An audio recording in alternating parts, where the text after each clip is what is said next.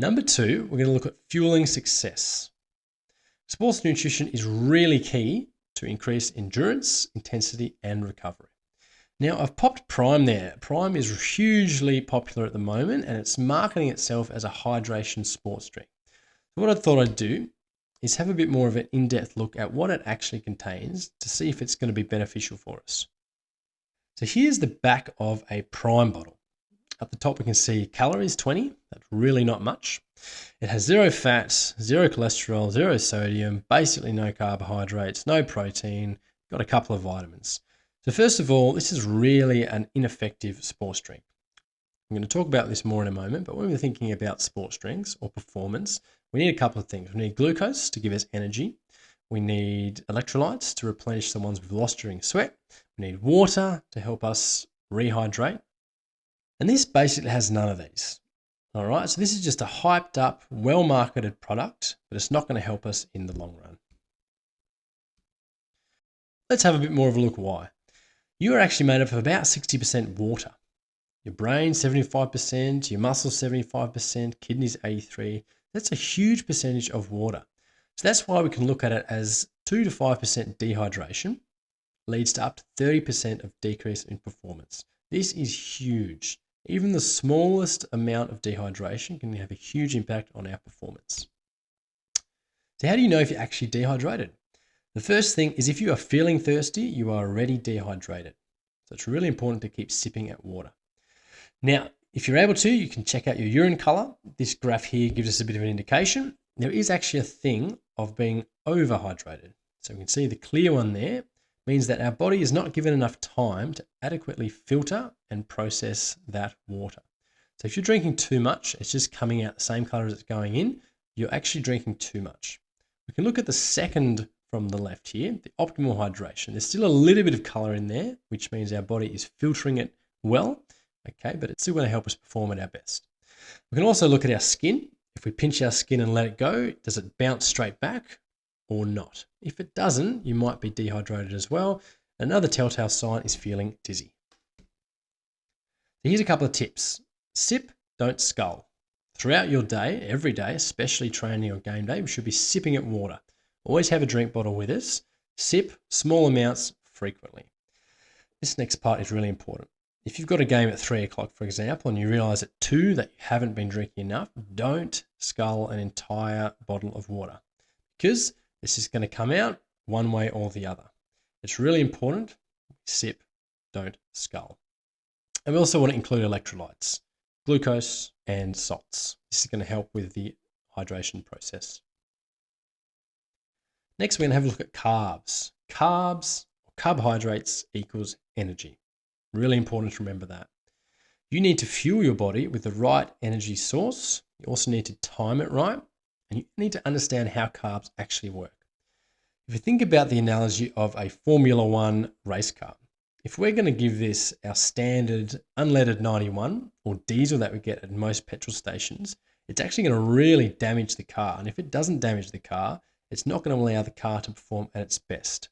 This type of car needs really high octane fuel specifically designed for this car. Our bodies are much the same. If we provide the right energy, we're going to get the right outcome. If we provide the wrong energy, we're just not going to perform as well as we possibly can.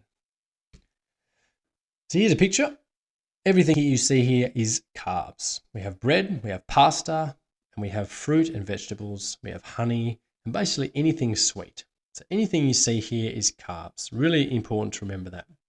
And you can often pick a carb by its color. It's usually a beige or a brown. Now, carbohydrates have what's called a glycemic index. This is key. This is really, really important. We can measure this and it will tell us a low GI food, which gives us sustainable energy, or a high GI, which is quick burst. Now, from day-to-day life, we should be looking at low GI. High GI is not going to be helpful for us if we're just sitting down all day at school, for example. But if we're thinking about performing for sport, we need both of these. So on this graph on the right, you can see on the vertical axis is our blood glucose levels. Okay, this is measuring how quickly our blood glucose levels rise and fall. And on the bottom, we have hours. So we can see in pink, high GI foods Basically, anything that's sweet is going to spike our energy and it's going to crash really quickly. We can see in green, our low GI, that's going to take a lot longer to get going, but it's going to give us sustained energy for several hours. So we're going to have a quick quiz to see how well you've understood this concept. So what do you think this is, high or low GI, wholemeal bread? It is low GI. Anything wholemeal bread, pasta is low GI. What about lollies, sweets? Like we mentioned before, this is high GI. This gives us that quick energy burst. What about white bread? White bread, believe it or not, is actually high GI. Because it's more refined and processed than wholemeal bread, it spikes that blood sugar. Similar, not quite as extreme, but similar to lollies. What about milk? This is a little bit of a trick question. Remember that we're measuring carbs here. Now, while there are sugars, types of sugars in milk, we don't usually apply the glycemic index to things that are not carbohydrates. And finally, what about a banana? Now, this is a tough one because we can actually look at the different stages of ripeness for a banana, and it's going to give us a different GI reading. We can see on the left here, the green, that is an underripe banana. That's going to give us lots and lots of fiber, and it's actually going to be a lower GI. Whereas if we look right over to the right, we can see the overripe banana has the highest amount of sugar, the lowest fiber. So that's going to give us a high GI index. Now I'm going to move on to protein. Protein equals repair, recovery, and rebuilding. You may notice that everything here is essentially from an animal, and this is a really good way to tell proteins from other types of food.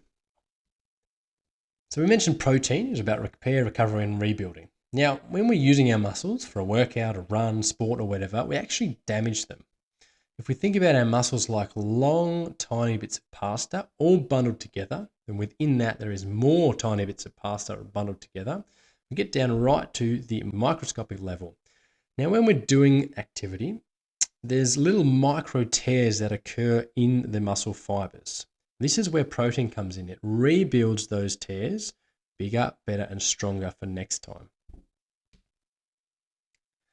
So the question is, what is the single best thing to consume after sport?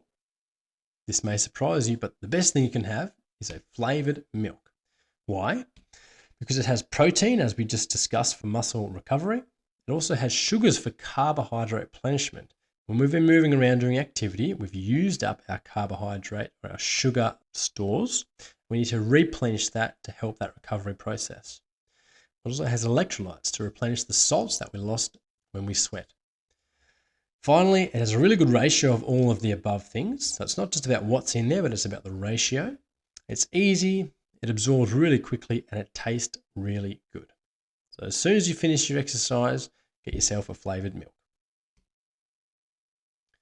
So what does this mean for our game day? We're going to have a look at putting all this together.